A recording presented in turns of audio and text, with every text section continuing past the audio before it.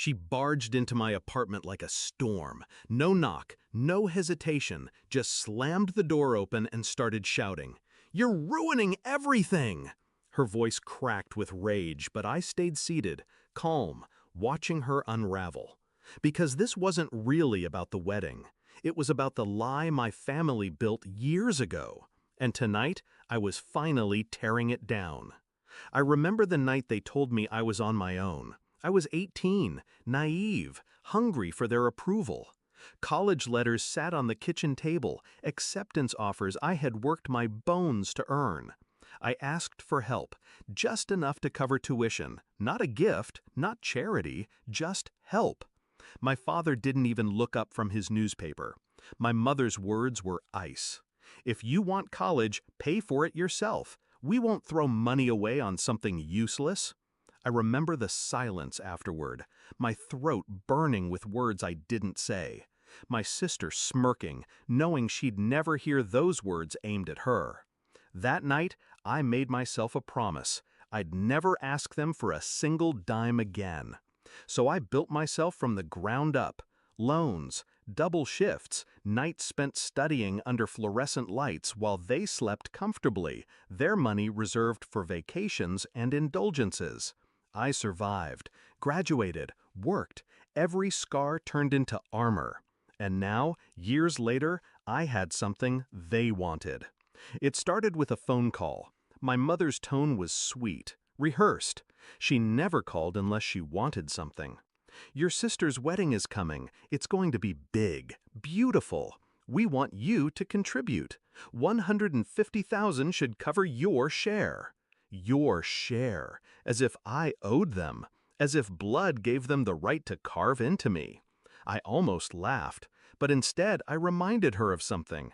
"I asked you once for help. You told me no. Remember?" Silence on the line. Then a clipped, defensive, "That was different." Different. Convenient. I refused. Clear, sharp, no room for negotiation. That's when the messages started. Guilt-laced, manipulative, then angry, then desperate, and finally, the storm in my apartment, my sister herself. She stood in front of me now, her face red, her hands shaking. "You have the money. You're selfish, cruel. Do you want me to look like a joke in front of everyone?" I let her words hang in the air.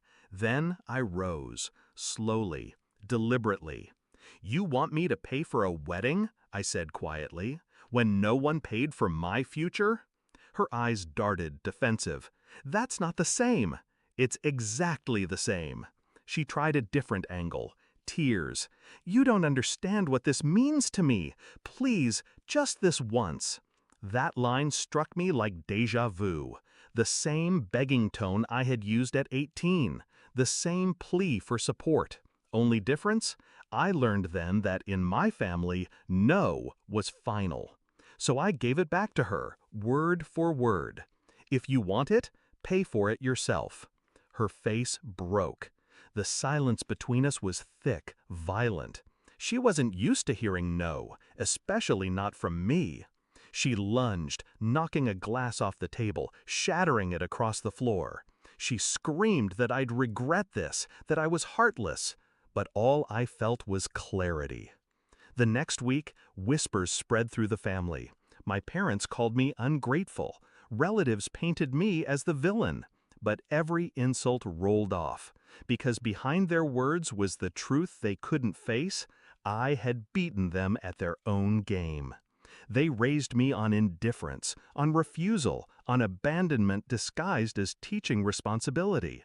And now they were choking on their own lesson. The wedding went on, but smaller, stripped of its grandeur, corners cut, vendors unpaid until the last second. I didn't attend, but I saw the photos online.